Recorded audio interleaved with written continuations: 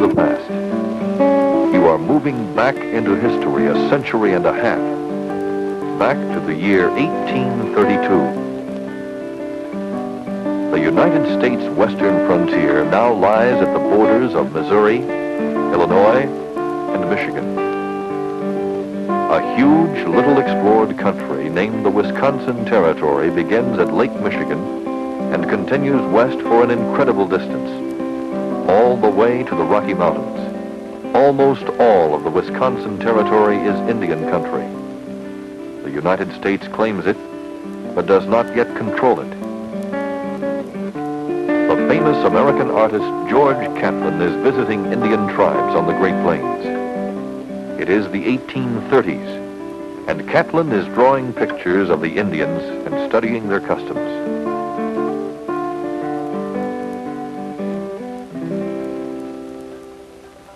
We left St. Louis by steamboat, the first attempt to navigate the upper Missouri River under steam. It was a very difficult and dangerous passage because of jams in the channel. The Indians had never seen or even heard of a steamboat before. They had no name for it. At every approach to a village, the crew fired off blank charges from our cannon. This threw the Indians into the greatest confusion and amazement. Some of them laid their faces to the ground and cried to the Great Spirit. Some shot their horses and dogs, sacrificing them to the Great Spirit. And others deserted their villages and fled to the bluff top. The captain of the boat thought it was amusing.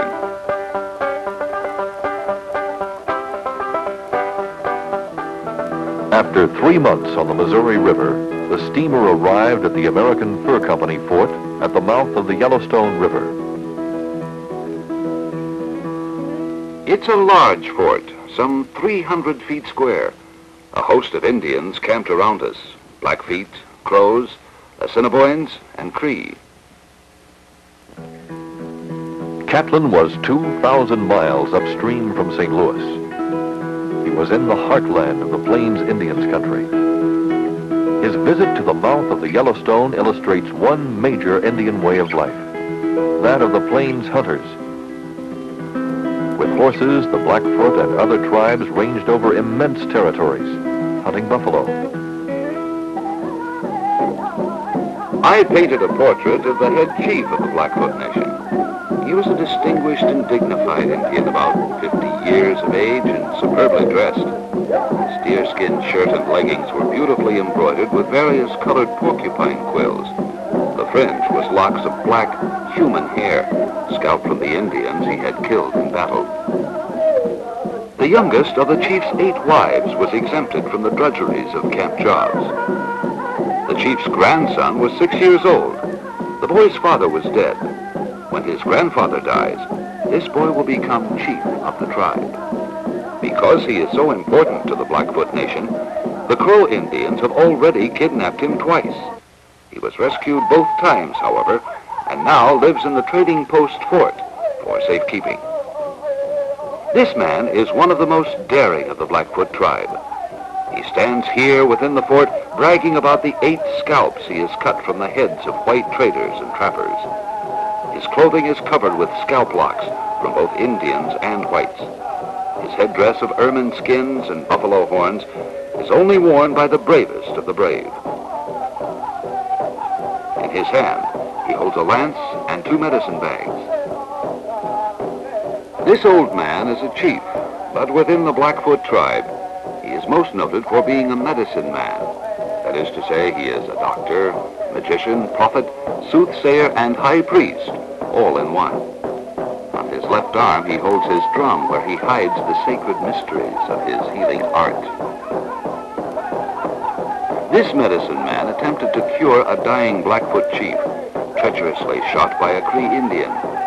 Dressed in the skin of a yellow bear, the medicine man shook his rattle, jumped, and yelped, imitating the grunts, snarls, and growls of a grizzly bear. The wounded chief died. The Blackfoot and other tribes in the plains live in teepees. Outside, the women dry meat and scrape skins to make leather. Each teepee is supported by 20 to 30 pine poles. Buffalo skins, carefully scraped and made into leather, cover the poles. These teepees can be taken down in a few minutes by the women. They generally move 6 or 8 times during the summer to follow the buffalo. When moving camp, the women carry packs. Each horse drags his load on poles. Those dogs that can be trained also drag a load fastened to poles. Sometimes dog fights occur while moving. These often lead the squaws to fight and hit each other. The men never help settle these commotions, but ride off to one side, laughing.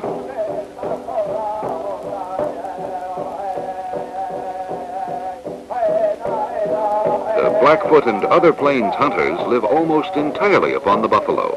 They make use of every part of the animal. Every bit of the meat is eaten. The skins provide teepee covers, clothes, and robes.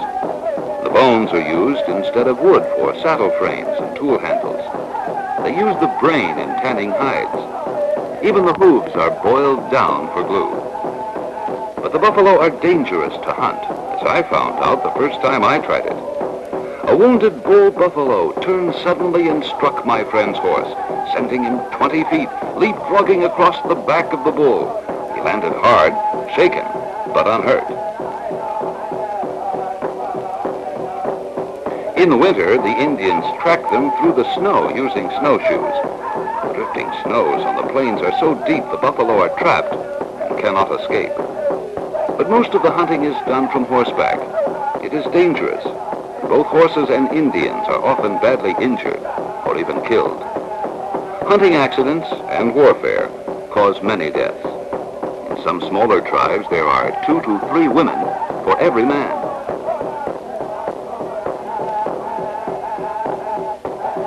It's terribly dangerous to be caught on foot, so the hunters often drag a line from their horse. If thrown from their horse, they grab the line, stop the horse, and remount. Sometimes they dress in wolf skins to get near the herd.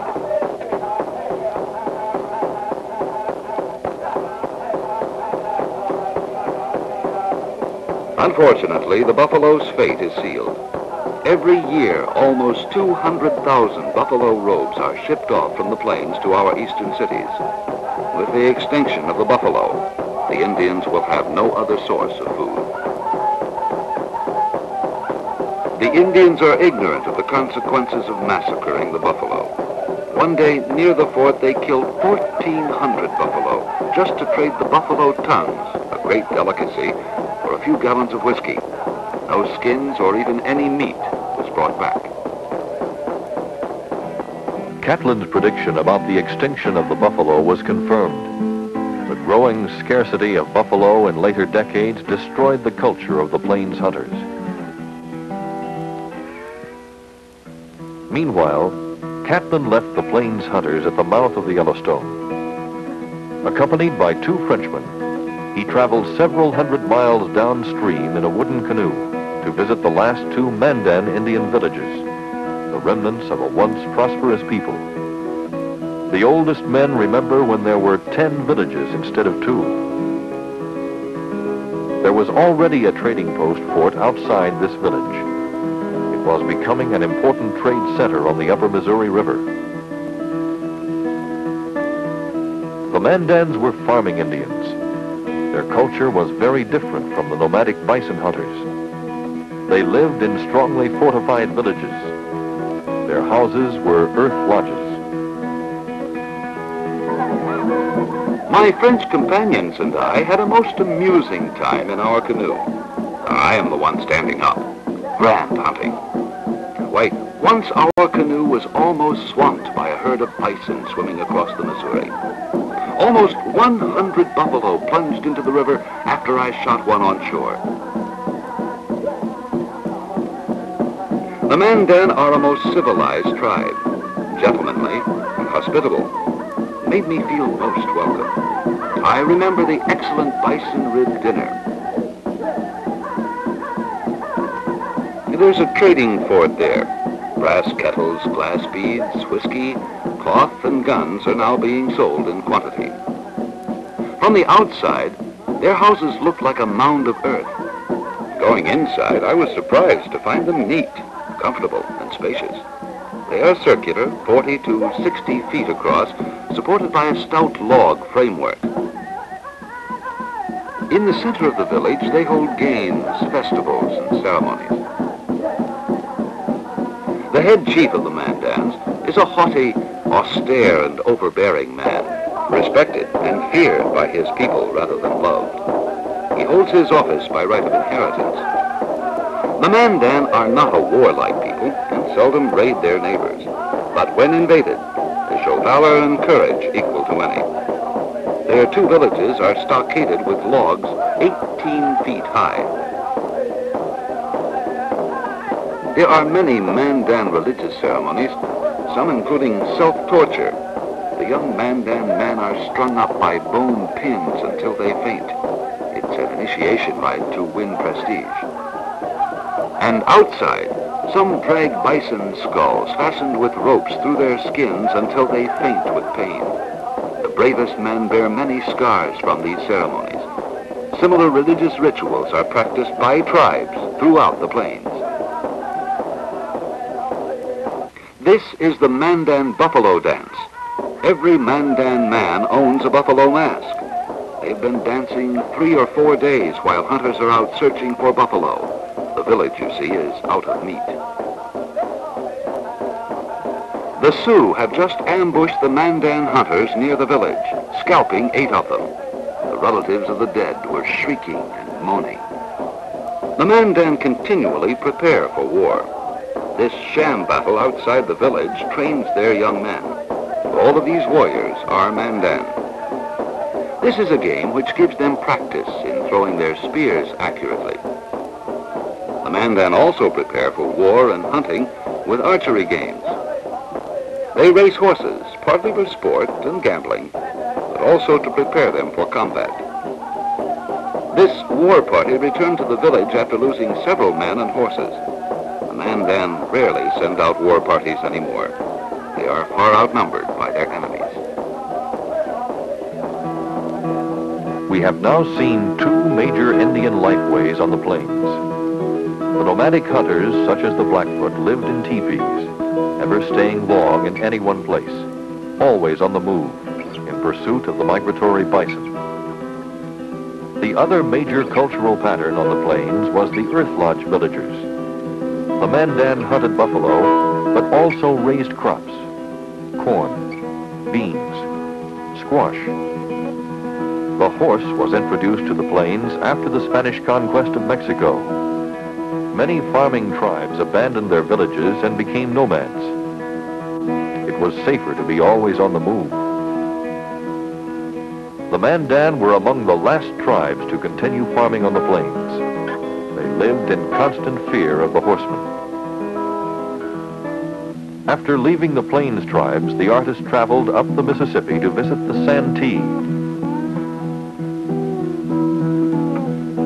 The Mississippi Valley has high bluffs, forests, and prairies.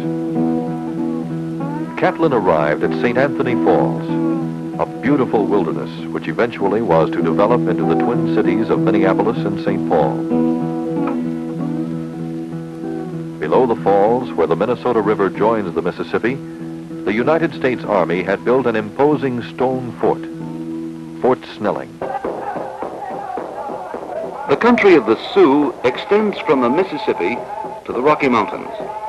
These various Sioux tribes have similar customs, but the Sioux living near Fort Snelling are poorly dressed compared with the Sioux of the plains. Bison and beaver have been hunted to extinction here. The Army doctor at Fort Snelling gives this man instructions and medicine. As a result, he is famous among the Sioux for his remarkable cures. He keeps the reason for his success a secret from rival medicine men. This Sioux chief is holding a pipe made from the sacred pipestone. I painted this famous pipestone quarry near the Missouri River. It is the source of pipestone used by the tribes here and across the plains. These sacred pipes came from that pipestone quarry, which is a center for their religion. This is one of my favorite paintings. 600 Sioux teepees set around Fort Pierre, where the Teton River joins the upper Missouri. A number of the men performed the dance of the chiefs for us.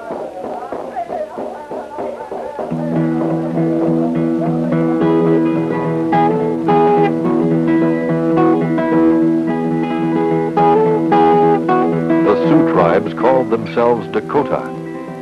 They were dominant over territories from the Mississippi River to the Rockies. But differences in culture did occur. Thus, the Plains Sioux were horse nomads, moving from place to place, largely living off the buffalo. Their lifestyle was almost indistinguishable from the Blackfoot, Crow, and other tribes. The Santee Sioux, on the other hand, lived in a different environmental area. There were fewer buffalo around the Mississippi. They killed more deer and elk. They hunt beaver by frightening them out of their beaver houses and spearing them. The marsh grass is actually wild rice. The women gather wild rice in the fall to tide them over during the winter. During the summer, they live in bark houses, a number of families living together in one house.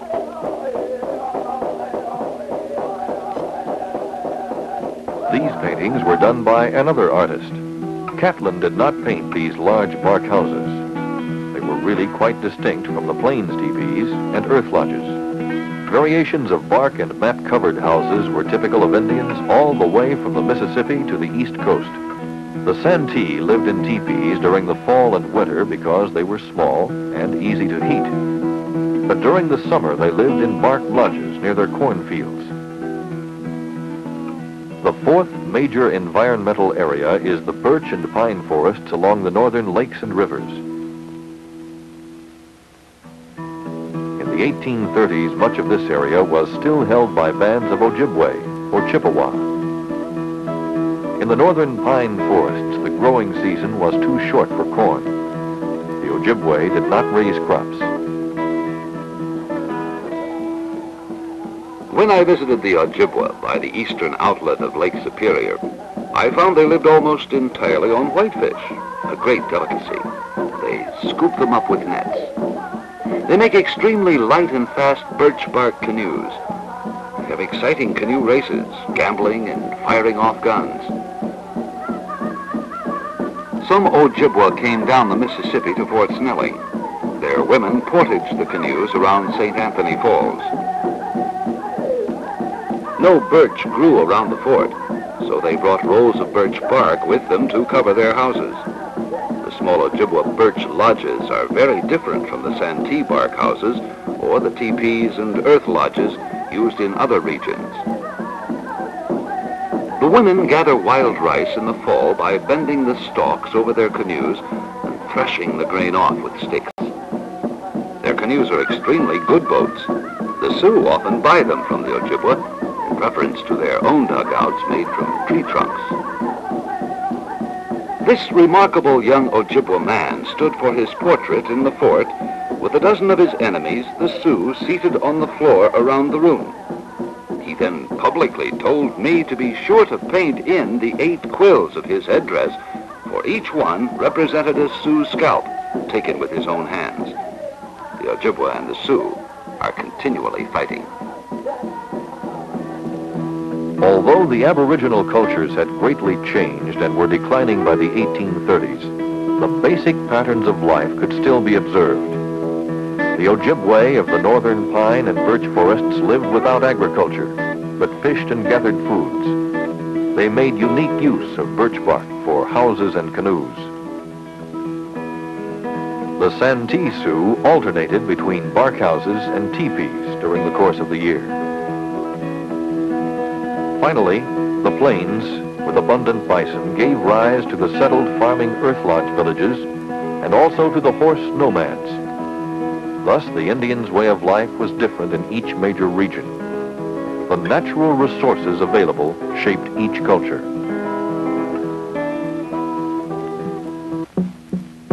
In 1838, a smallpox epidemic spread through the Mandan villages. almost everyone perished. The few survivors were enslaved by another tribe. The Santee of Black Dog's band were disastrously struck by smallpox. Half of the band died. Disease was killing off the Indians. Although it was only 1838, the pictures we have seen could no longer be painted. Catlin came none too soon. The Indians of the forest and prairies of North America are a numerous nation of human beings. Their origin is beyond the reach of human investigation. Their early history is lost. Catlin's final prophecy was to be proven wrong. The origin of the Indians was not beyond the reach of human investigation. The ancient history of the Indians was not lost beyond recovery. By the end of the 19th century, American anthropology developed in the great American universities. Anthropologists specializing in archaeological investigations began to open the vastness of human prehistory on this continent. During the 20th century, scholarly research developed techniques to explore the thousands of years of human settlement throughout North America. The Indians George Catlin visited and painted in the years following 1832 were descended from ancient peoples with a diversity of cultural traditions. The following films in this series show these Indian life ways in ancient times, a time before written history, a time before the coming of Europeans whose very presence changed and destroyed these cultures.